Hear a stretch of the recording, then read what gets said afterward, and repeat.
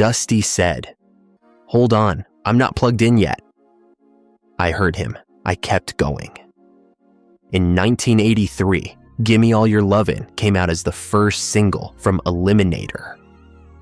When I talked with Dusty and Frank back then, I'd roll a guitar pick between my fingers. I'd stare at it instead of looking at them. I let the silence stretch until it became uncomfortable. It was always easier for me to start playing than to answer. Rehearsals were in Houston. I played in ZZ Top with Dusty Hill on bass and Frank Beard on drums. I showed up earlier than the others. I started playing without checking if anyone was ready. When Dusty walked in, he looked at the cables and said, "Hold on, I'm not plugged in yet." I heard him and pushed the tempo. Frank looked at Dusty, then at me. He sighed and sat down at the drums. He started playing because he knew I wasn't going to stop. Dusty stood there for a moment. He shook his head. He plugged in. He came in later, harder than usual. After rehearsal, he stood by the door and waited while I packed up. I walked past him, got into my car, and drove off. My father's name was Fred Gibbons. He was a musician. He spent his whole life playing in orchestras. For him, music was work. The same kind of work other people did on a factory floor or in an office. When I was about 10, he kept asking, "How long did you practice guitar today?" I told him how many minutes I'd spent. Sometimes it was true. Sometimes it wasn't. If the number worked for him, he nodded and moved on. That nod mattered to me. My mother, Lorraine, worried most about my hands. When I was 12 or 13, my fingers cracked and bled from the strings. She'd sit me at the kitchen table. She'd rub cream into my fingers and study them closely, carefully, for a long time. I didn't like it. I'd pull my hands away and go back to my room. As a teenager, I found myself a few times in New York studios, where adult musicians worked. That's where I met Tito Puente. He was a well-known musician, much older than me. He let me stay nearby during rehearsals, but he didn't let me play. He didn't teach me directly. He just tapped his sticks on the table and said, "Listen carefully. Don't rush to start playing." I nodded. When he left the room, I grabbed a guitar and played loud and sharp. I wanted to show I could already do more than it seemed. Once in Houston, I ended up in a studio with B.B. King. He was a blues guitarist I'd listened to since I was a kid. I was the youngest person there. I sat on a chair with my feet not reaching the floor. He looked at me and asked, "You gonna play?" I said, "Maybe some other time." My palms were sweating. I wiped them on my jeans. I walked out of the studio and didn't come back. I was confused. I didn't know what to say. It was easier to leave. In the late 60s, my band, the Moving Sidewalks, opened a show for the Doors. After the set, Bill Ham came up to me. He handled business for musicians.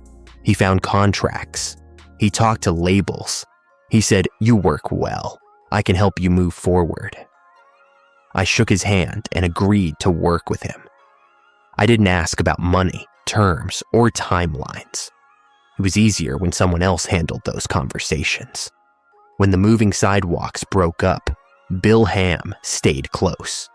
He suggested putting together a new band. He said he'd take care of the organization, talks, deals, paperwork. I agreed because it mattered to me not to deal with that kind of mess. After that, I met Dusty and Frank in Houston. We sat in a small room with instruments. No one was playing yet. I told them I wanted to start a band and work the way I saw fit. I didn't ask if they agreed. I didn't offer to discuss roles. I just started playing. Dusty and Frank plugged in. We ran through a few things back to back. When we finished, Frank said we could try some more. I said we'd continue tomorrow. I walked out without giving them a chance to talk. By the early 80s, the beards became part of our stage image. It wasn't planned. We just stopped shaving. People started paying attention. I noticed they looked at us first and listened second. I like that attention. Dusty treated it with humor. Frank took it calmly. I never asked them if they were comfortable being part of that image. After El Loco came out in 1981, harsh reviews started showing up. People wrote that the band had hit a dead end and was repeating itself. I didn't respond. I didn't argue. I stopped reading reviews and went back to listening to our recordings. I marked the spots where the music felt flat and lost its grip. In 1982, Frank suggested rehearsing at his place in Houston to save money. We started working in the basement.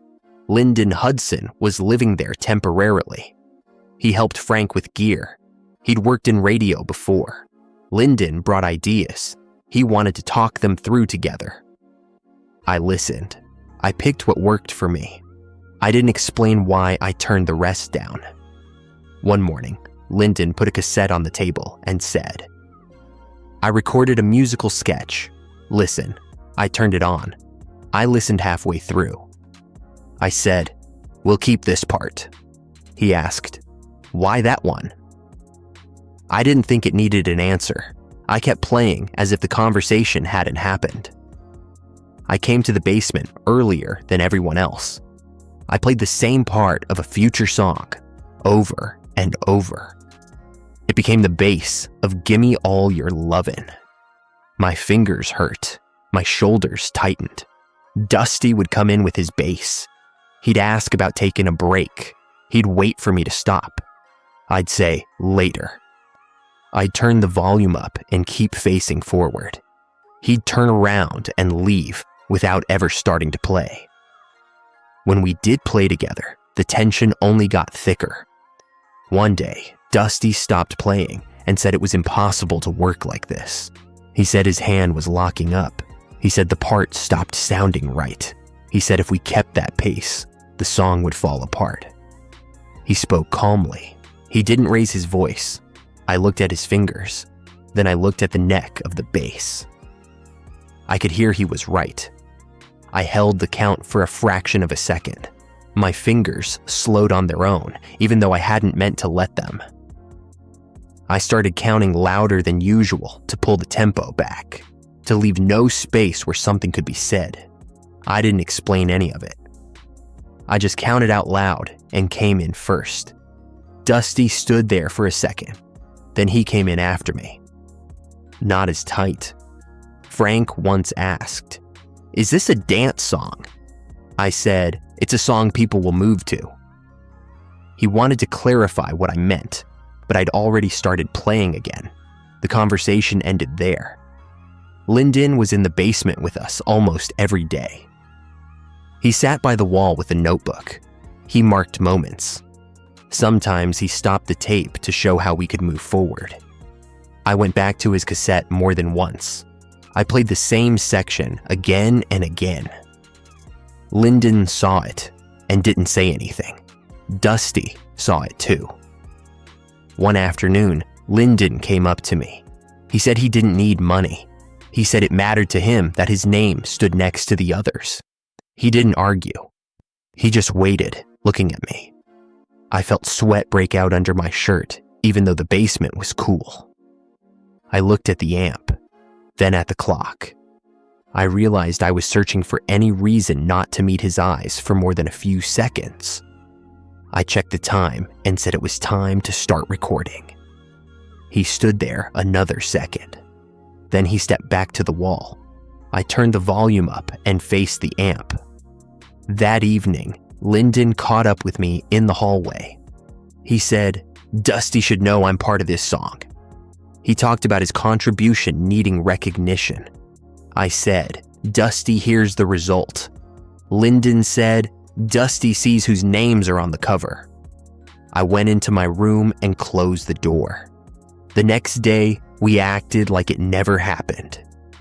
When the foundation of the song was set, We kept working on it in the studio. I made it clear from the start that I wanted control. Dusty tried changing the bass line. He stopped. He asked if he could play it softer. I listened for a couple of bars. Then I started playing again without answering. At first, he kept offering ideas.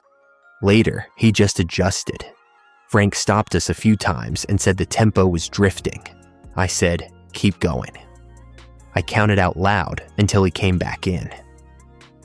In Memphis, at Ardent Studios, we worked with Terry Manning, the studio's engineer. Terry spoke calmly. He rarely repeated himself. When I recorded vocals, he asked if I wanted to redo the take cleaner. I stood at the mic and said nothing.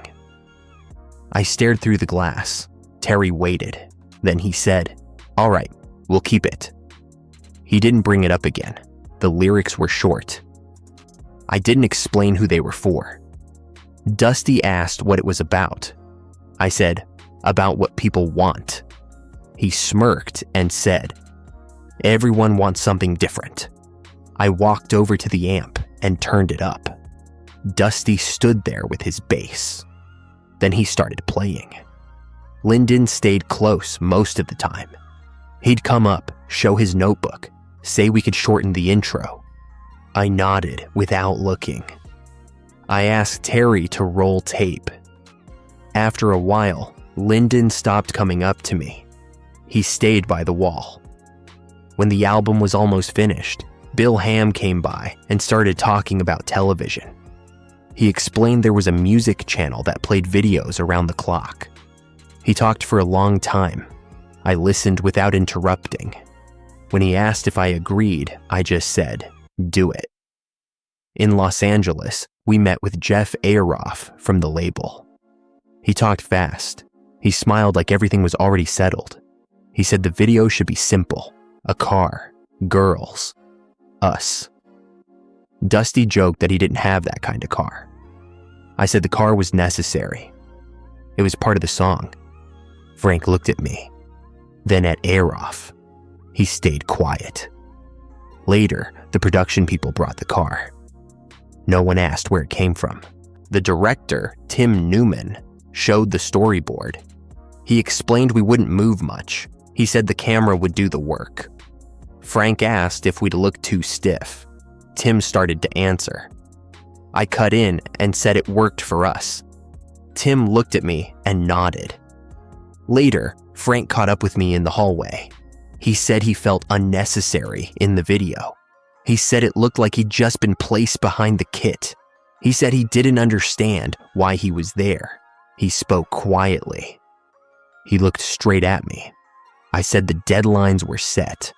I said it was important not to shake the process now. Frank waited like he expected more. Then he nodded and walked away. I didn't turn after him. On set, there was a red car. People rushed around it. A mechanic named Peter asked what exactly he should do. I told him not to look at us. I told him not to try to play emotions. He glanced at the camera a few times. Then he turned back to the car and went quiet. The girls in the video came up one by one. They asked where to look and when to smile. I answered briefly. Frank stood off to the side, smoking. Dusty walked in circles. Sometimes Dusty stopped near me, like he wanted to say something. Each time, he stepped away. After the first day of shooting, Frank came up to me by the car. He said we looked like props. He spoke quietly, but firmly. I said the video wasn't about us. It was about the song. Frank looked at me for a few seconds. Then he turned and walked toward the hotel. I stood by the car longer than I needed to. Then I got in. When the video started running on TV, Bill Ham's phone didn't stop ringing. He called me and happily read out how the video was climbing the charts. I listened. I answered in short phrases. At night, I turned on the TV with the sound off. I watched it play over and over. Every time the camera lingered on the car longer than on us, I reached for the remote. I didn't switch it off. I kept watching. On a plane after another show, Dusty sat next to me. He said he wanted to talk about Lyndon. I pulled out a magazine and started flipping pages. He waited. Then he said it again, quieter. I kept flipping. Dusty went silent. He unbuckled his seatbelt and moved across the aisle. A few years later, Lyndon sued me and the band. He said he'd taken part in writing the song. I found out from a call from Lyndon's lawyer. The lawyer named the court dates. He named the amount Lyndon wanted for authorship. It never went to court. It ended in a settlement through lawyers. I never spoke to Lyndon directly. Before going on stage, I checked my guitar strap a few times, even though I knew it was fastened. My hands were dry. I wiped them on my pants anyway. I walked out without lifting my eyes. I hit the first chord earlier than usual. That same night, we had a show. I went on stage without telling Dusty and Frank. On tour, I stepped forward more often. I kept the focus on myself. Dusty played steady. He barely looked my way. Frank watched the tempo. Sometimes he slowed down, like he was checking if I'd notice. I sped up. Backstage, Dusty said he sometimes felt less like a band member, more like someone who just showed up to do his part. He said it without blame, without anger. He waited for an answer. I joked that what mattered was the crowd being happy. I told him I was tired. Dusty looked at me longer than usual. Then he nodded and walked over to Frank. I stayed by the wall. I watched the crew coil cables. After a show in Austin, Dusty suggested having a drink. He said it calmly, without a smile. I said I needed to protect my voice. I went to my room. Through the wall, I could hear him laughing with Frank. I turned on the TV without sound. I sat on the bed without taking my shoes off. Sometimes I remember how, as a kid, I once played a record too loud. My father came in and pulled the plug. He said it could be played quieter. I silently picked up the record. I took it to my room. I never played it around him again. When we played Gimme All Your Lovin' again, years later, Dusty stopped his bass. He said the song still worked. I nodded. I started counting. We came in together, each of us holding our own tempo.